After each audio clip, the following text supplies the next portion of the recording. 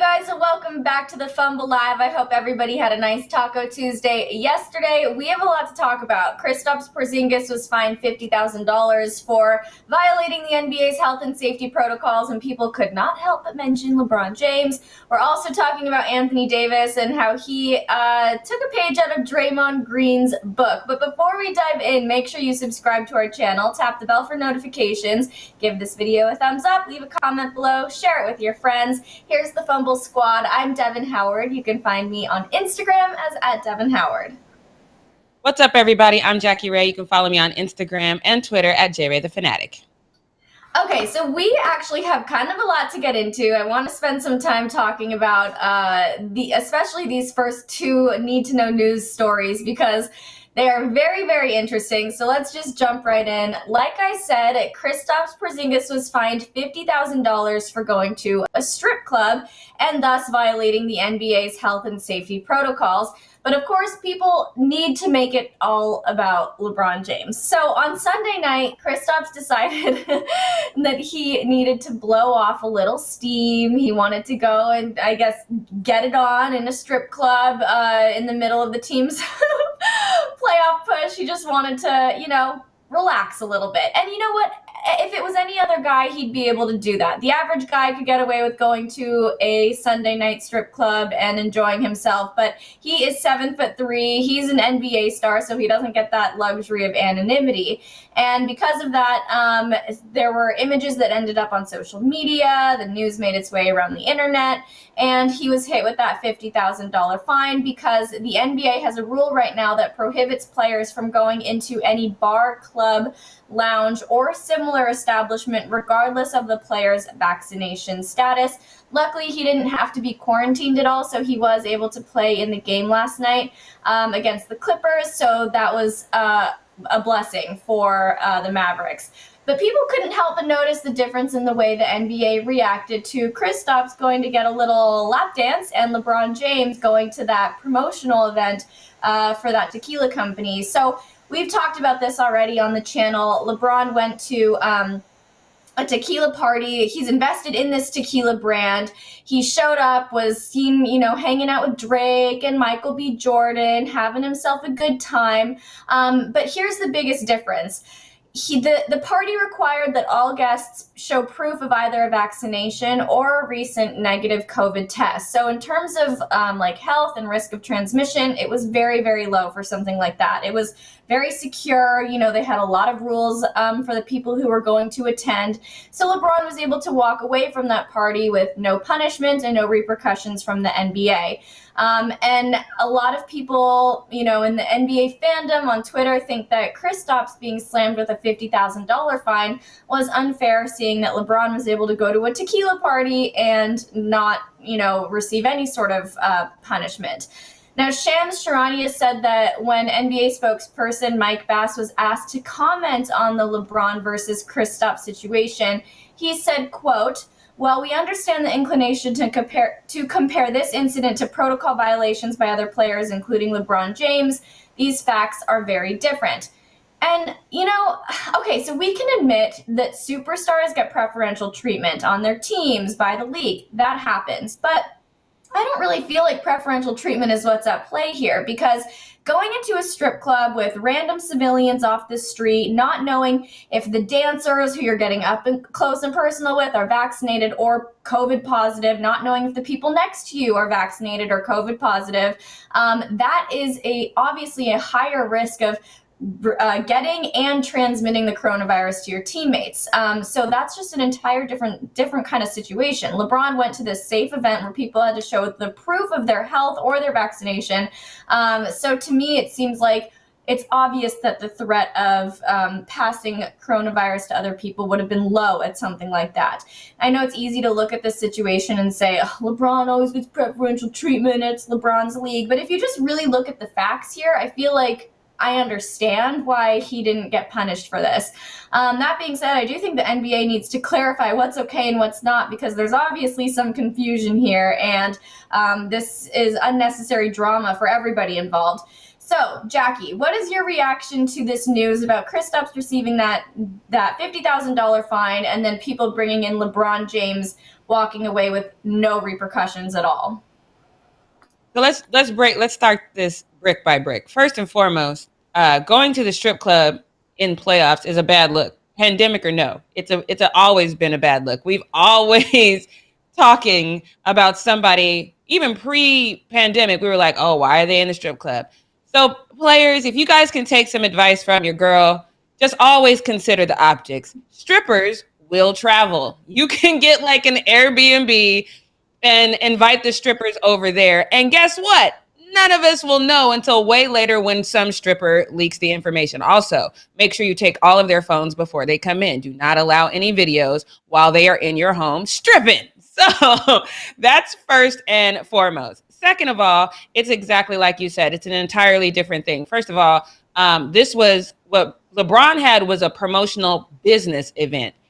Michael B. Jordan and Drake being there were obviously to get them on board with the brand because LeBron is doing everything he can to make sure his post-NBA life is just as lucrative as his NBA life. That includes all the films he's investing in, his acting, all the podcasts and things he's hosting, and this tequila brand, and he has a wine brand as well. So it's an entirely different thing. This was a business venture. Michael B. Jordan, as you know, is an actor, and the studios have already made it mandatory for their leading people to be vaccinated. So we know for sure he was vaccinated. It's my understanding Drake is vaccinated as well. And like you said, everyone else had to either be vaccinated or tested recently. So a business event has different rules that they have in place because the studios want to protect their asset as far as Michael B. Jordan. Michael B. Jordan wouldn't have been there either. I can guarantee you that man is doing a movie every other week. That man would not have been there if he didn't know that he was going to have a certain level of safety. So it's a totally different situation. It's not the same. Now, I do agree. In my head, and I talked about this with a friend, in my head, I think that LeBron, being who he is, probably notified somebody that said, hey, we haven't really promoted this business that I'm a part of in a long time because of this pandemic. We need to get in front of this. We need to get in front of it now. The Lakers being in the playoffs is a great thing. I need to have this event. I'm guaranteeing you that he had this conversation with somebody, so it's a different thing. Strippers and business, not the same thing. It's really so simple to break it down. It is not the same thing, and it could be avoided. I'm telling you guys, I don't understand why players don't get this. Porzingis probably has a nice size space that he could have just invited some strippers over if you needed to blow off some steam that way. But the second you go out in public and you're the biggest person in the room, it's going to become an issue. So I just don't understand why this keeps happening.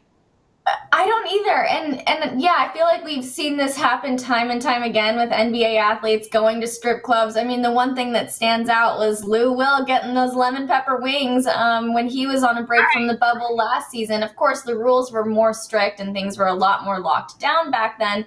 But still, I mean, an NBA athlete in a strip club is never going to be a good idea unless you're LeBron celebrating his birthday with his wife right next to him. You remember when that happened, right? That was like over a year ago before we even knew what COVID was.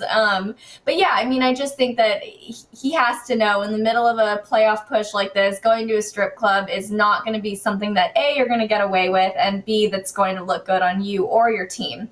But let's talk a little bit before we get into our next update.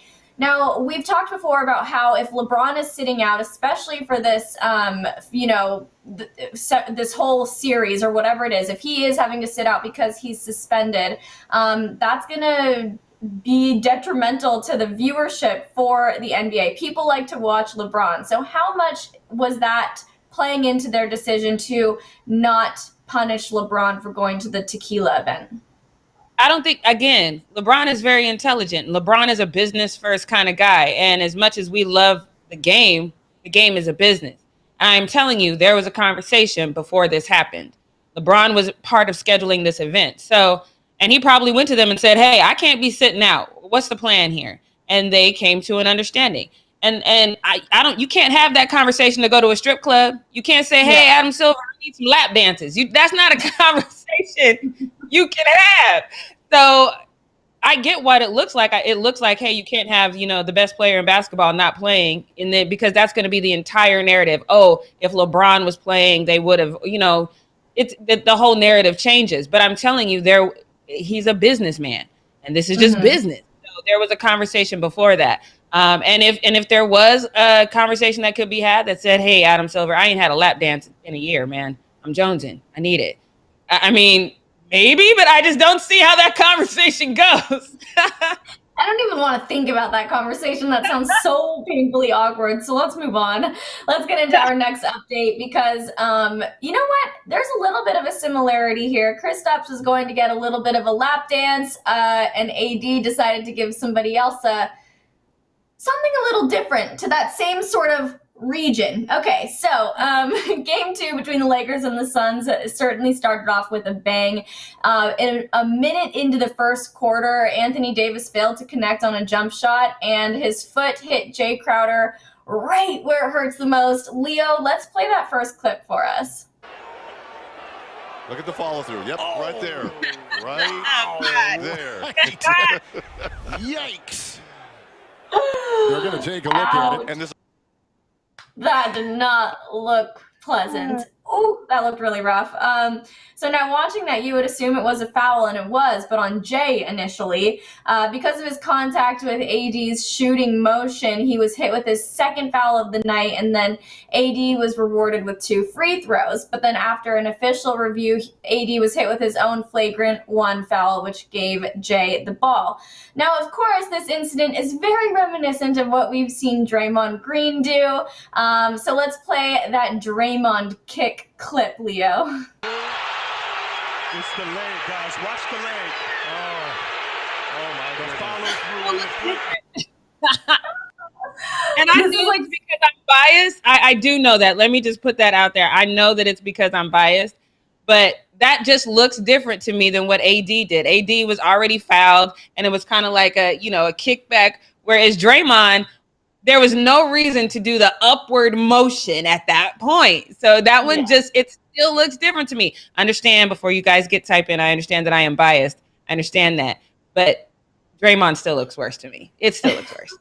Well, there's a whole debate going on about, whether or not AD's kick was intentional. So does that mean Draymond's was or wasn't intentional?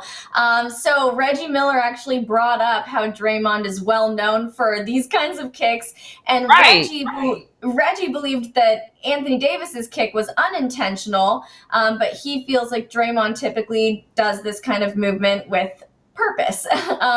So Draymond actually chimed in on the conversation by posting a couple of tweets. This first one says, "So it's unintentional now, Reggie Miller? You referenced me as if mine was also unintentional. None of y'all said that during the time. Clarify your point. Would love to know."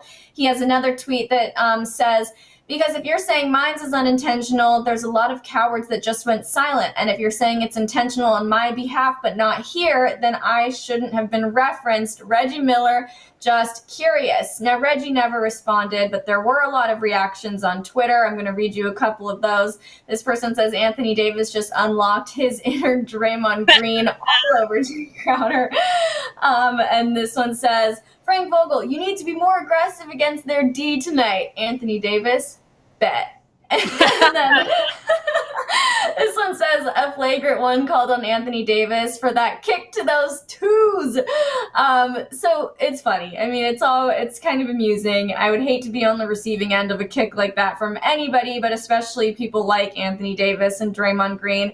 But Jackie, you already did kind of go into this a little bit, but I want to ask you again, and you can dive into a little more detail. Is Draymond correct here?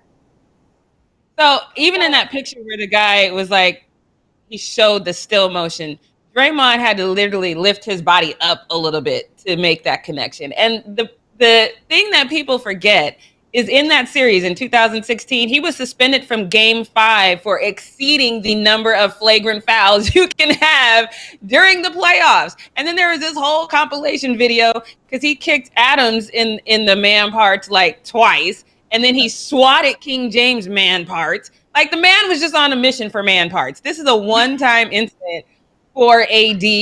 So that's why I think, and I get it, because when you look at it, especially in slow motion. Now, in real time, it didn't look intentional to me at all in real time. But when they slowed it down, even I had to say, well, damn, that was extra. And it was, the movement was extra. I don't know if the aim was intentional. I don't think that he was aiming for that region on his body. Versus Draymond, the first time we probably was like, okay, that was an accident. The second time it was like, Draymond, bro, what you doing? But the third time, and it was with your hand, now you're just guilty. You're just guilty. So it's a little bit different. Draymond shouldn't have said anything, but I get it because Reggie did reference him in that moment.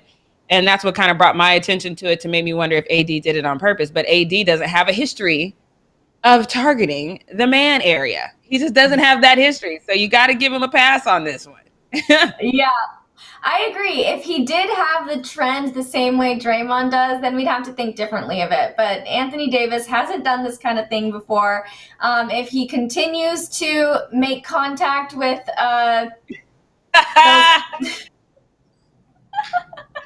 I'm like, what can I say? The man parts. I'll just continue saying the man parts. If this happens again, he makes more contact with more man parts. Then we're going to have to reconsider. But I think it was unintentional here. Whereas with Draymond, it just happened too many times for it to be an accident.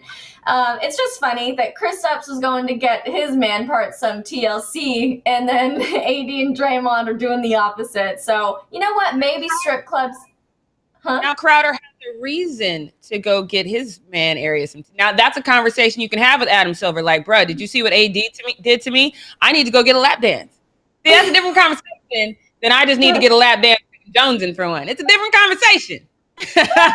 Yeah, so maybe this will get strip clubs part of the acceptable things for athletes to go to, despite the NBA's health and safety protocols. Probably not going to happen. Okay, let's get into a quick playoff recap. I want to talk about the Celtics. They got demolished by the Nets, and now they're 0-2. So, Jackie, what's your takeaway from that? Is there still a chance for them to make a comeback? No, this is how the Nets are supposed to look. This is how the Nets are supposed to handle the Celtics. If they are the team that we think they are, the Celtics are supposed to get swept, especially without Jalen in there. It's just supposed to happen in that way. So, I don't know if it's time to panic or if it's just time to accept this is how it's supposed to go. Maybe the Celtics get one in, and that would just be because the Nets kind of were dialing it back a little bit, taking a little bit of rest because they know they got it. But they're not going to go out there and earn a solid win. I mean, and if they do, I would be surprised. But this is how that's supposed to go. Otherwise, the Nets aren't who we thought they were. Yeah. So you're saying Nets are walking away with the win. Do you think it's going to be a sweep here? I think that's what you said yesterday. Yeah, it's a definite sweep, and it's unfortunate because that's not something you want to see, especially for Jason Tatum, who's trying his very, very best to get them over this hump and get them out of this first round. But I mean, there's only so much you can do by yourself. I say this time and time again, it is a team sport. You need at least one solid wingman. So it's going to be an easy sweep, and I hate to see it, but it's going to happen like that. Yeah, losing Jaylen Brown, I think, was really just pretty detrimental to the Celtics. I mean, they do have strong shooting. They have great playmaking. I just don't know if it's going to be enough going up against James Harden, KD, and Kyrie. Now, let's talk about the Clippers versus Mav. Luka just destroyed them. They're also down 0-2. So, Jackie, what's your takeaway? First and foremost, I was low-key mad that they put that game on damn near the same time as the Laker game. The Lakers started at 7, the Clippers started at 7:30. I'm not doing this back and forth. I got to watch it in our screening room in my new building. I'm not, and it's difficult to change the channel in there. One game was all I got last night. But that's one of those things that, again, the Clippers have put themselves in this horrible situation where they're literally the laughing stock right now because you did all this hoopla, this grandiose advertising to be like you are the team in LA now, and you have yet to show up. There is no way you should be down by 2 for the Clippers. This 1-1, okay, because they still got Luka, so that's not a sleeper squad. 1-1, I'll give it to you. But 0-2, and we're gonna get in the post up. They're acting like they're that squad. You ain't proving you that squad. I don't understand the Clippers at all. The Clippers, y'all know I don't like the Clippers, but they are an LA team, so I don't want them to go out there and embarrass us. They going out there and embarrassing LA. They need to do better. They need to do a lot better. They are embarrassing LA, especially with what you're going to be talking about in the post out. It's like, you can't act like that right now. This is not the time to be acting like that. Yeah. Okay, and then Lakers now, it's an even series. So how are you feeling about the Lakers' future? They did exactly what I said they should do. They watched tape. They went out there. They did the thing. I said the Jazz should do the same thing. They should have watched tape because there's no way they should have lost that game. And then Donovan Mitchell's supposed to be back tonight, so they should be okay. But they look like they watched tape. I am still very disappointed in KCP and Kyle Kuzma. I did not like them at all. But Powell stepped up. Y'all know I've been giving him a hard time a lot. And Andre stepped up. So I've been giving him a hard time. Both of those guys stepped up in a way that I think is very important to that team. So that was great. But KCP and Kuzma. And can we just wait? Schroeder, Dennis, my guy, for like a whole quarter, carried the whole team on his back. That man deserves all kinds of respect, especially since he didn't play very well in game one. But that's what you do. You shake it off and you come back out there and you do your thing. That guy, he earned my respect last night because he did the damn thing. So very proud of him. I think it's cool with the Lakers. We're seeing them hold each other accountable and step up to the plate. In general, people are not kind of like falling to the wayside. It does seem like there's this, there's this urgency with the Lakers that I'm liking seeing right now. But yeah, I mean, if we're talking about the Celtics and the Clippers, I do think that, like our little headline says right down here, it is time to panic for them because I think it's over, which is unfortunate, especially for the Celtics. I feel more bad for them because going against the Nets was never going to, The Celtics don't need to panic. I think for them, they're a young team. It's just, you have to accept you're going up against Thanos, right? Yeah. And then you just kind of, it sucks, but you just have to accept it. The Clippers, they've got all these amazing players on that team that should be dominating the situation, but they're not. So for them, it is time to panic because it's not working. Whatever you're doing is not working. So now you have to panic a little bit because if it stays this way, I think it was Kevin Lang in the chat said, Kawhi to Atlanta. You heard it here first. I've said it time and time again. If they don't make it to the finals or even the Western Conference Finals, then you do have to wonder if Kawhi is going to do that player option. And I've said time and time again, I think he will. I think come August, he is out of LA because he wants to win. Make sure you check out Challenge Accepted today at 1 p.m. Pacific Standard Time because we talk about that a little bit more. But and people say that, it's because a lot of that wasn't his fault. Okay, when you look at what happened in San Antonio, and how he prolonged that injury and how he got other doctors to say what he wanted them to say so he could get out of San Antonio. Then he went to an organization where everything gelled and you went and off top, everything was clicking on all cylinders. And then you come out here and nothing's firing right. How do you make it make sense?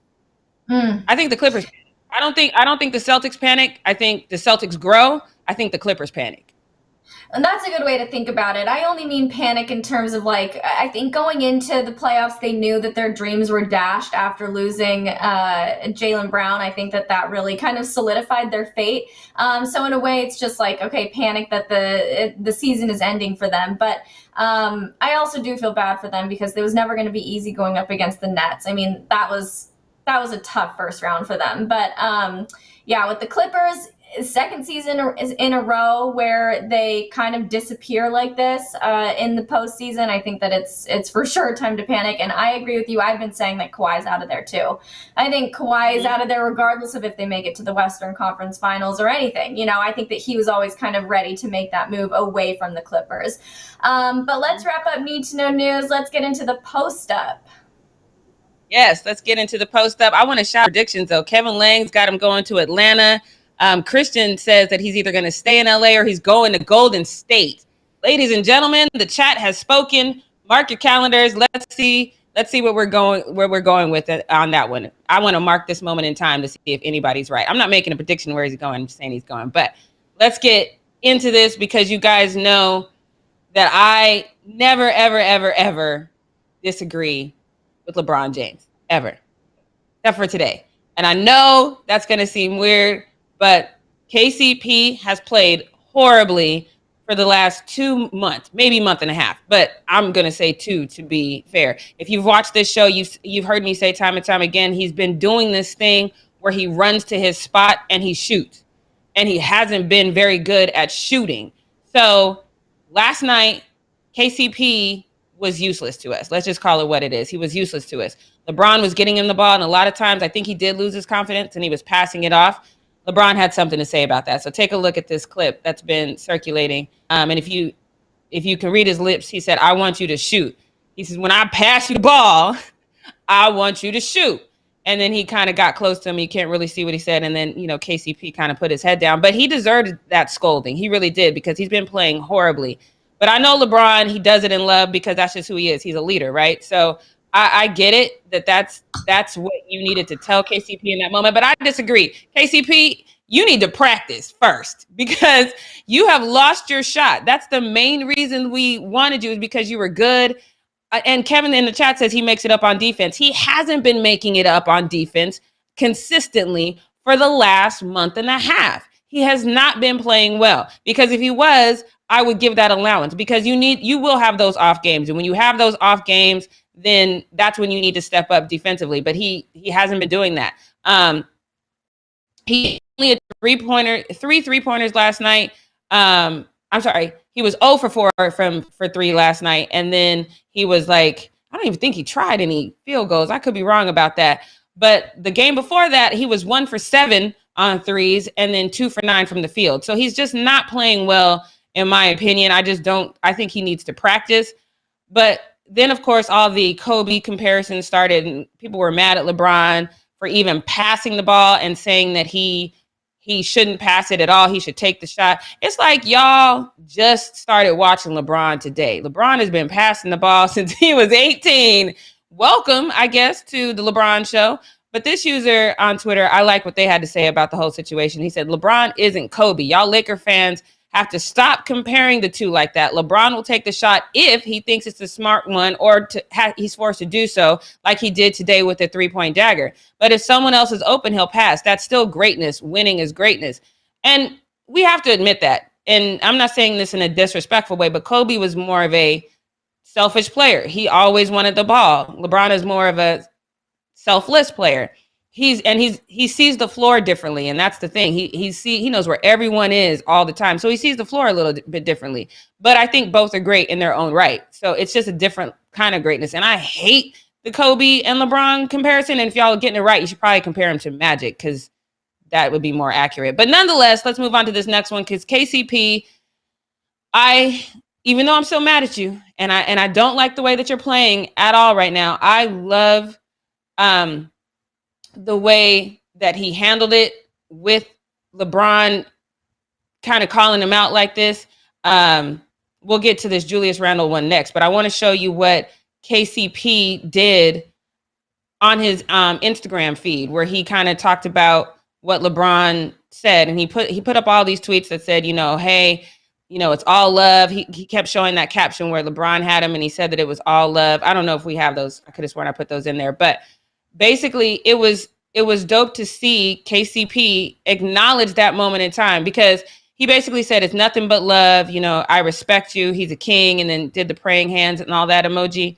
But basically he took the criticism, and he took it well, because y'all know if that was Kyrie, he would stop speaking to LeBron and the rest of the team for the rest of this series. We've seen it before. We know that would happen. So I appreciate KCP not being soft in this moment. But now let's get ready for all the feels, because I love this one. Julius Randle, as Kevin Lang predicted months ago, Julius Randle has won Most Improved Player. I liked the way that Jordan got his Sixth Man of the Year award yesterday, and I love how Julius Randle gets his Most Improved Player award today. Take a look. I was surprised my dad was most award. What do you have there, Dad? A trophy. Whose trophy? My dad's. Oh, yes, sir.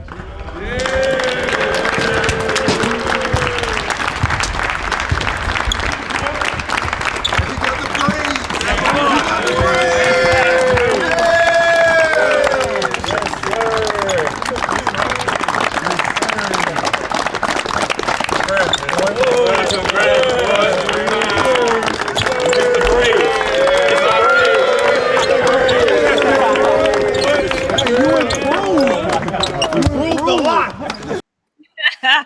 I love seeing that. I love seeing the little man come out and give his dad that award. I love seeing everyone out there supporting Julius like that. It was a beautiful thing to see. And again, that teammate, that camaraderie that they have, it's a beautiful thing to see. And you know what? I didn't even think about it. I was so caught up in how great this moment is for Julius and how great this moment is for the Knicks that I didn't even think about what this next user did. But now I kind of do feel some type of way because I think we need to upgrade on this most improved trophy. So Jordan Clarkson got an actual trophy for winning the sixth man, and they gave him the plaque for most improved. Come on, NBA. Man, I didn't think about that till today. That's a valid point. Devin, I didn't even think about that. I don't want a damn plaque. Do you know how hard it is to become most improved player? Do you know the work you got to put in? You gonna give me a plaque that looks like a giant paperweight?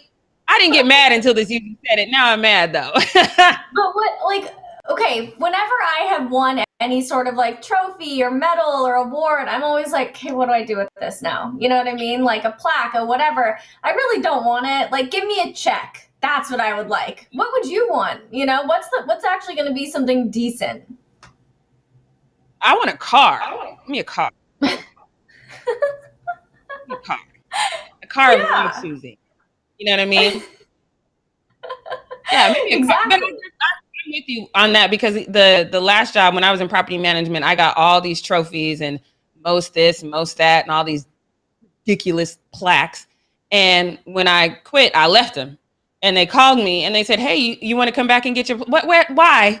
No, you can have them. Change the name on the bottom and give them to somebody else. I don't want those. Yeah. It's like, it's pointless. I never want that. So I'm with you. Okay. So now I won't be as mad. But I thought about that. I was like, yeah, man, it's not even a basketball player. Boo. So I'll stop being mad at that. But I got that. I got that point that he put out. Now, this one we kind of hinted on a little bit earlier. So when Kawhi came to LA, and I know y'all hate when I bring this up because I bring it up a lot. That's fair. But when Kawhi came to LA, they put up all these damn billboards that I am still mad about that said that they was running LA. So they trolled the Lakers then. Y'all remember last season when they trolled everybody, they was laughing. Pat Beverly was on the sideline laughing at everybody, trying to clown everybody. And what did that amount to? A whole lot of nothing.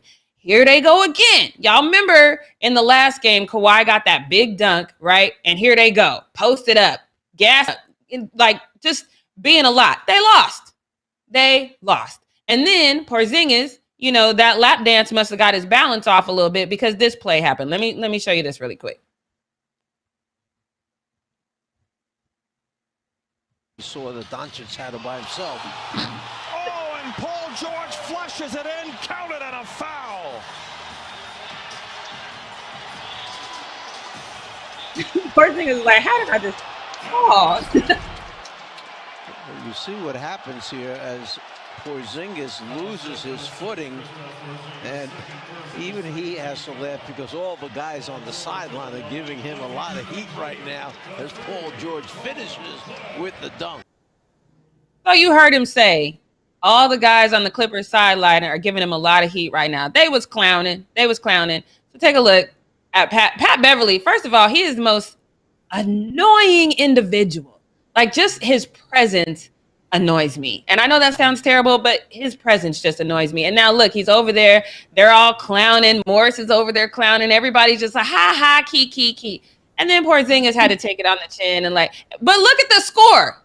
It's the second quarter and it's tied. I don't, that other pick was from the bubble for sure. So, but y'all know how they get, but look at him. Y'all see him? They're pointing at his shoes almost like, what are those? Do you see that? And y'all lost. Y'all did all that. You clowned your boy to the point where his face was like, ah, man, damn. And what are those? And I would have, if I was Porzingis, I would have walked up to him and pointed to the score and been like, what are those? Look at them points. What are those? I don't understand why they do that. It's almost like they're trying to build themselves up to be this bully team, but really the only time that they're actually doing that or even capable of doing that is when they're on the sidelines. Like they can't actually be the bullies on the court because they're just a disjointed mess. So they try to make up for it on the sidelines, but it's like, So you got to stop because it's embarrassing to be the ones doing all the clowning, all the trolling on the sidelines with nothing to show for it on the court. It's just embarrassing. Yeah. I mean, and that was, don't get me wrong. Anytime you see somebody get his ankles broke like that and they fall down, it's funny. Don't get me wrong. But you kind of laugh to yourself. You don't do this over the top clown. Like, oh, you're on the ground. Because now guess what I get to do when I walk out? I get to clown you for going 0-2. You big dummy. I don't understand why they put themselves continually in this position. They've been doing this since Kawhi got to LA. I don't understand it. I really don't understand it. Maybe Kawhi. So Kawhi, we know, is so quiet. He doesn't say a lot, but maybe behind the scenes in the locker room, he's really kind of pushing this attitude in his teammates. It's hard to imagine that, but it really did happen once Kawhi made his way to LA. Maybe he kind of encourages them to be these trolls. No, I'm putting this all on Pat. I guess he's always been like that. That's who he is as a person. You know what I mean? Yeah.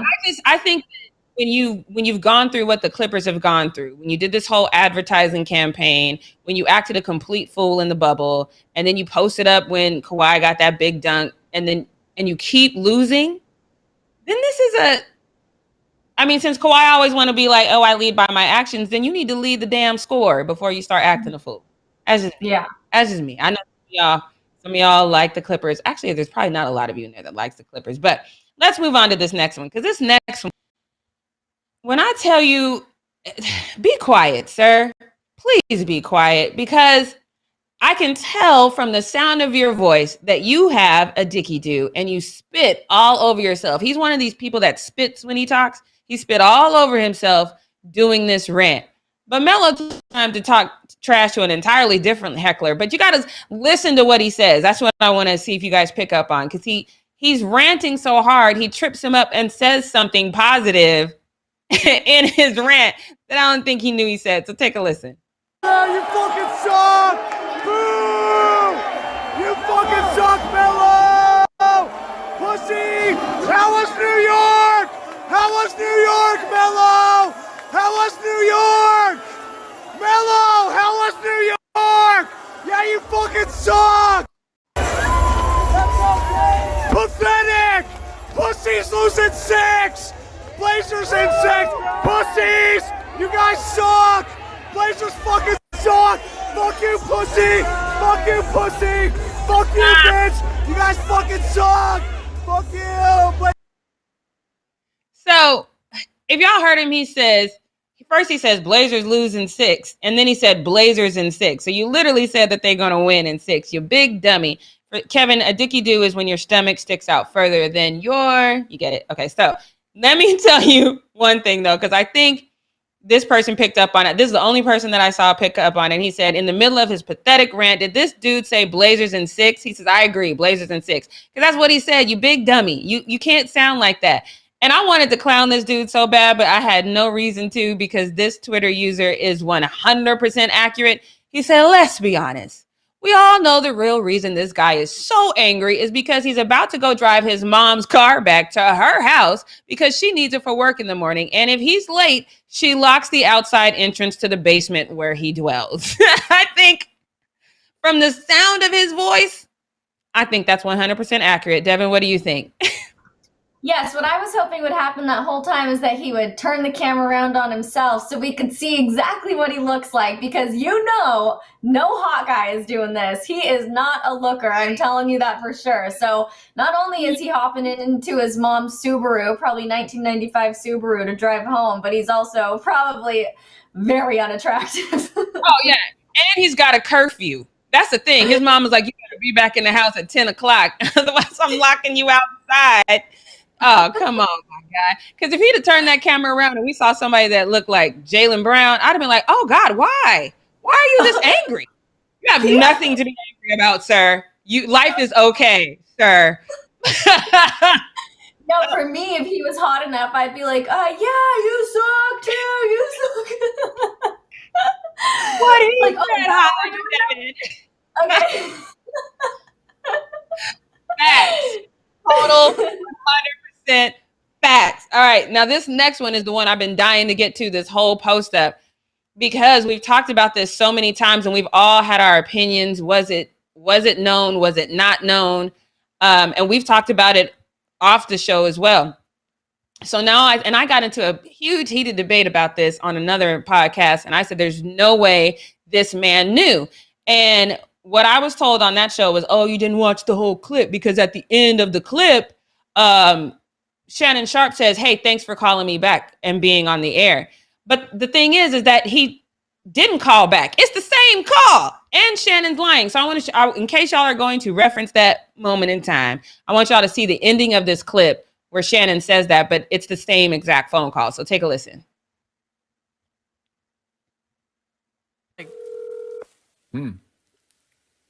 Okay, well. You watching, Julio? Really hope he answers here. Julio, have the guts to pick up the phone. What's happening? Yeah. All right. Julio. Hold on. Let me put you on. So we know right there that Shannon made the call. That Julio did not call Shannon. No. I got you. This is your favorite uncle. What's going on, bro? Man, nothing much.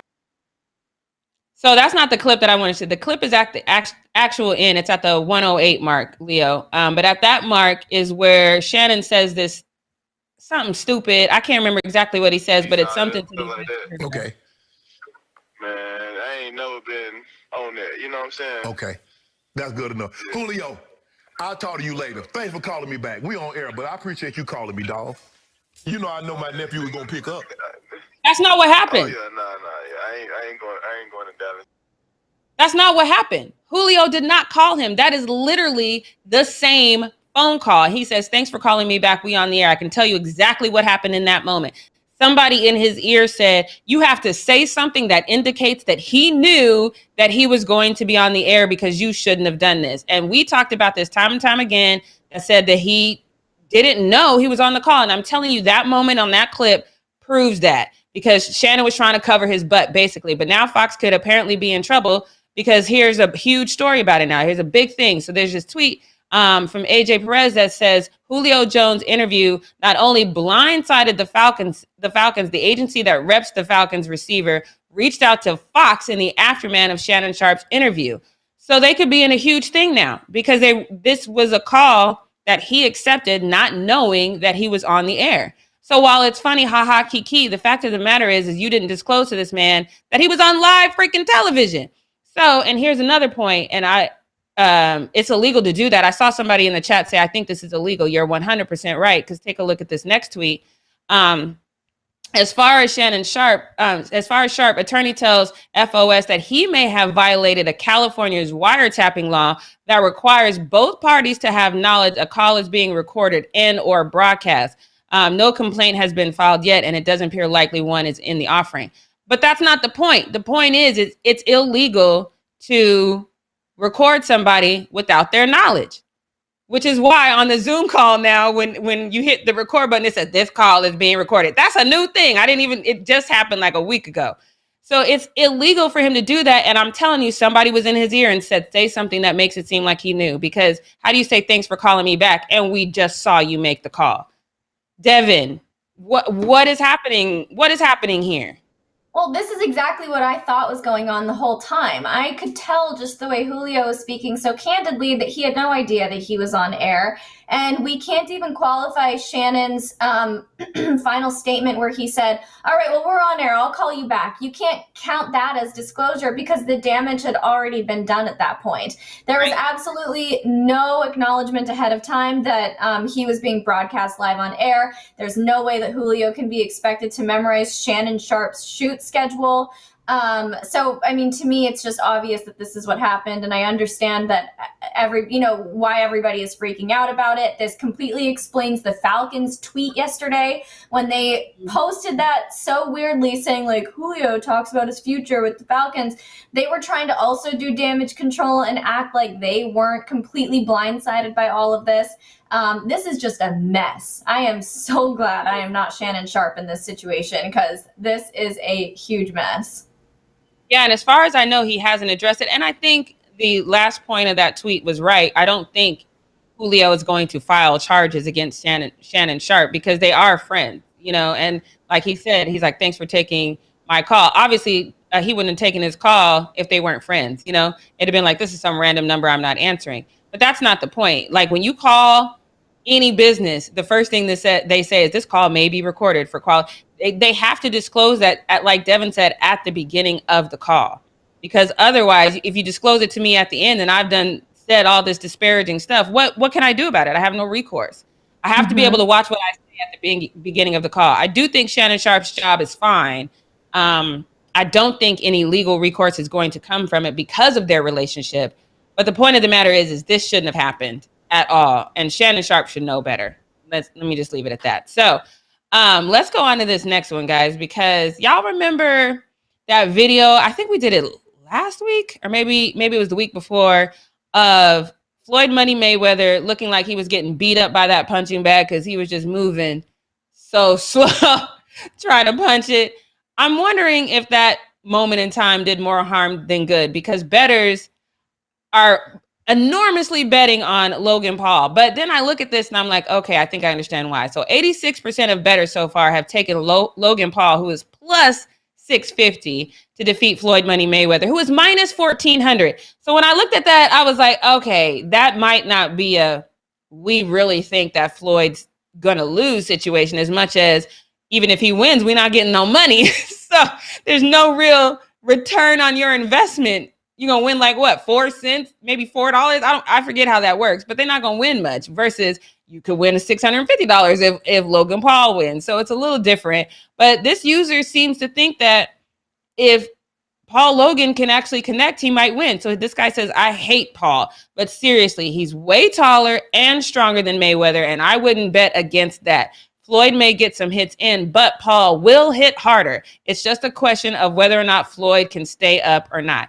So I think this person might not really understand who Floyd is, because that's been true for a lot of the fighters that Floyd has fought. A lot of people that he has fought are stronger, and they hit harder, and they could potentially knock you out. But Floyd is really good at avoiding hits and tiring you out and then pouncing. That's basically summarizing Floyd's career. So I don't know if I would count on Logan doing this, but Devin, do you think that people are betting on Logan because there is a big return on your investment? Like if you bet $100, you're going to end up getting winning 750 versus, or do you think because they really think he's going to beat Floyd Money? I don't know how anybody could think that Logan Paul is actually going to beat Floyd Mayweather. Yes, those videos that came out of Floyd looking really slow and not like his former self, those are a little bit disheartening. But I think, and I said this back then, I think it's all a money grab. I think that that's to build publicity. Like, oh, wow, Floyd's not looking the same.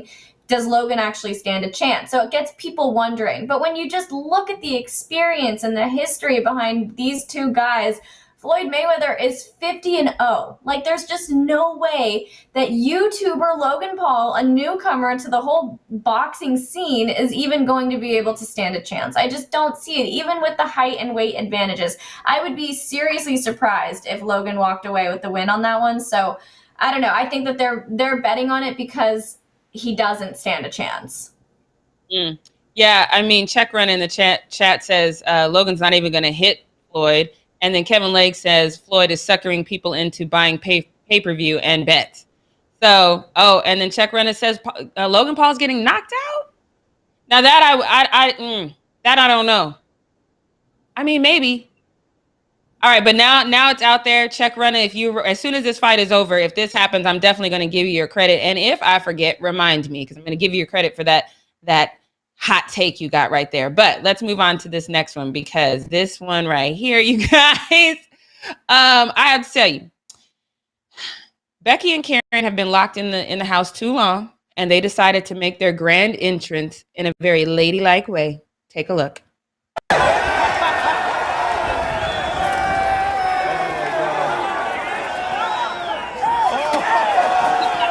Sorry. That I shouldn't have laughed, but the whole she gets snatched and then she gets a face. Come on, y'all. Ain't nobody there. It's a what happened? I don't even know. But I asked the same thing. So I start scrolling through because, inevitably there's going to be somebody that was like, I was there. This is what happened. I didn't find that tweet, but I found this one. These ladies should not have been fighting because he says, I was a couple of rows back. They fought for the entire second and third out, top the ninth. Even Vaughn peeked back a few times to see WTF was they screaming about. So if y'all fought for that long and none of y'all got hands, y'all should not be fighting. What could possibly be that serious at a baseball game? Unless one of them was there with the other one's man, maybe. But I'm not fighting over no man. No. I know. That's like, it's not enough to get me to fight like that, especially in a public setting. So, I mean, I feel like if there's any reason to see two women like this going at it with such intensity, it probably was over a man. But I just can't even imagine being in that position. I said in the chat, this is a preview of the Logan versus Floyd fight. This might be what we're going to see.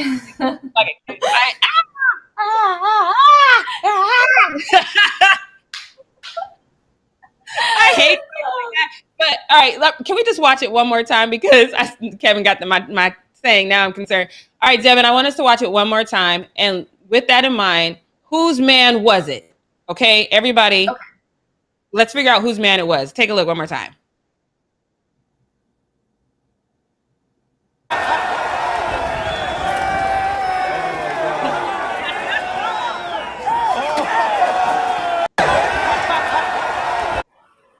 I don't know whose man it was, but the girl in the black is definitely the mistress.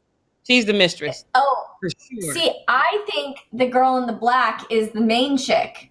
And you think she's on the side chick? Yeah, because she is really a side chick can't get that angry at a main chick. A main chick can get that angry at a side chick because she was the one who was really like standing on the bench and everything. Like she was ready to go, even more so than the other lady.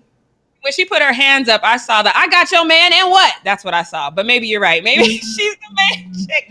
I don't know. Either way, ridiculous, you guys. Y'all need to do better. He's not worth fighting for. I promise. No, ever. All right, so that's all we got for the post-up. Let's move into what we're not going to do, you guys, because this one is I'm going to go ahead and call it. And I don't mean any disrespect, but I'm going to call this the WNBA effect. I think this is one of those times where something that doesn't get any attention just needs to accept the attention when it comes. So you guys know that J. Cole is now playing over in Africa. He's playing in a league. He was great in high school and he's played before. We've seen several highlights of him playing and he did really well, but he's having a really hard time now. A few days ago, I saw somebody post this, on their Twitter, and they said, hey man, at least J. Cole can rap because he's terrible. So let me show you this video clip, and they kind of put together a bunch of J. Cole's highlights. It's tragic, you guys, but take a look. Thrown off the court, but they do lose possession there. Jermaine Cole outside for 3 points, and it just comes off the glass, but and here is Bush getting the ball out. Jermaine Cole, plenty of time for the 3-pointer. It goes right over the I love everything sounds worse when you have an accent. It goes right over the top. Oh my God, just say it. That sounds so much worse with an accent. But he's doing really, really bad over there. When he debuted, we saw here on the show, we put it up. He had 3 points his first game, and 3 rebounds and 3 assists. And then now he's literally averaging 1 point per game. It's very, very tragic. And one of the guards over there, Terrell Stoglin, he told ESPN that J. Cole being over there is very disrespectful. He said, and this is a quote, he says, I think there's a negative and a positive to J. Cole's presence. The negative part of it is I think that he took someone's job who deserves it. I live in a basketball world. I don't live in a fan world. I know a lot of guys that had their careers stopped by COVID and they're still home working out and training for an opportunity like this. For a guy who has so much money and has another career to just come here and average like 1 point a game and still get glorified is very disrespectful to the game. It's disrespectful to the ones who sacrificed their whole lives for this.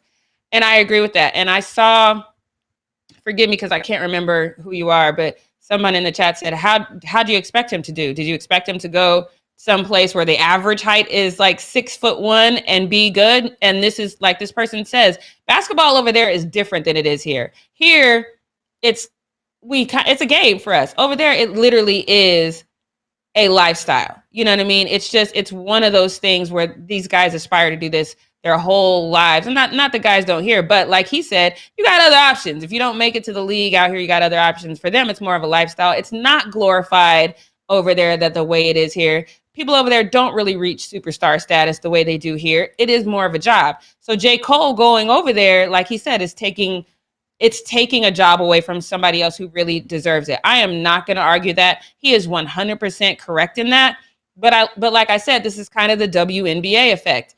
How many of us even considered watching I think it's the BAL. How many of us considered watching that before J. Cole went over there? How many of us have at least searched? I've searched for highlights of this, and obviously I can't watch a whole game. I watched like a quarter. It was streaming on YouTube one time, and I watched it. But before J. Cole went over there, I never even thought of watching this. And we live in a time now where if you can get this kind of press, if you can get this kind of attention, it's great for your organization. This is great, although he's terrible. Let's be clear, he's horrible.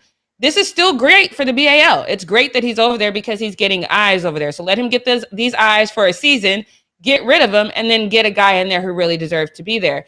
But it is one of those things that, unfortunately, while this guard is right, you gotta kind of profit over this situation right now. You gotta kind of embrace it right now because like he's getting the eyes, and so I don't know what else to say to that. I get it. You know, I don't want to say that it's not disrespectful because it is, because he basically got to make a call and say, hey, I want to play. Somebody watched his whole highlight reel and was like, okay, come over and play. If they had really put him through the rigors that you put all the other players through, there's no way in hell that man would have made a team. There's no way he'd mix a team if you really make him go through what everybody else goes through. He got the job because of his star status. But now you got to manipulate his star status. What we're not going to do is let him come over there and be this terrible. He's not even average, guys. He is horrendously awful. You need to capitalize on his star power as best you can and then get him out of here, period. And I love you, J. Cole, I do. But maybe go back to rapping. I'm just saying. Devin, what do you think about all this? You know, I initially, when I was looking at this, what you were going to talk about for what we're not going to do, my thought is I think it's great that he's over there because this is not a basketball league that I typically would have paid attention to. But now that J. Cole is there, I'm aware of it. I'm interested. I'm learning about it. So I think that in that case, it is good because it's, you know, giving more viewers to a league that I think a lot of us wouldn't have normally paid attention to. But I was also hoping that J. Cole would go in there and play a little bit better. When we saw those videos of him like from a year ago where he was saying like, I'm training for the NBA, he looked way better. So I don't know, maybe it was like good editing and like the hype music or whatever, but he looked way better. So I'm a little confused as to what's going on here. Maybe he's still trying to get his sea legs and we're going to see him perform a bit better. But yeah, it is a little bit of a disappointment because that does take away a spot from somebody who really does deserve to be there. So I kind of sit in the middle of this one. I think he's done good for the publicity of the sport over there, but I don't know. He's a little disappointing. Yeah, and we've seen this time and time again. I actually think if Chris Brown had decided to go over there, he would be doing amazingly well because Chris Brown can ball. I've seen him in several celebrity basketball tournaments, and it's ridiculous. He can ball. I saw somebody comparing to Master P. Don't do that. Master P can also ball. And it could be exactly what Devin's saying because the highlights, but again, these are highlights. These are the clips that are the best moments of him playing that we've seen. We have not seen the worst moments, but perhaps that's what we're seeing now. So, but again, maybe he gets it together because I was one of those people, like Devin said, I was hyping him up. I'm like, J. Cole about to ball. J. Cole is not balling. It's just one of those things. He's doing terrible. You know, I think he's playing like the Ball Daddy. What is that man's first name? We haven't talked about him and so the Ball brothers' dad. Didn't he average like 2 points in college? LeVar. When you said LeVar. The Ball Daddy, I was like, who are you talking about? The Ball Daddy. Of all the ways to describe him, he is the Ball Daddy, but I just was not, I was like, who is she referring to? LeVar. I think he's playing like LeVar would play if LeVar ever made it to the league. He'd be that bad. Yeah. Yeah. You're probably right about that. He would still be LeVar. People would still be talking about him because he's still LeVar. So maybe that's who J. Cole is for the BAL. I don't know. All of this, He has I know we're over. Yet. What were you going to say? Bobby said, did he get cut? No, he has not been cut. All of this makes me wonder, because we know that he came out with a documentary, an album, and made his basketball debut like all in the same week. So part of me wonders if this is really motivated more by like just a whole marketing plan, a whole press plan to get his name out there again, rather than his actual investment in basketball in Rwanda. So, you know, we're over on time, so I don't even need to dive into that anymore, but it could have just been more of a publicity stunt than anything, just seeing the way he's playing right now. Maybe not. I'll give him a little bit of credit, but that could be what's going on here. All right, you guys, well, don't forget to check out Challenge Accepted at 1 p.m. Pacific Standard Time today.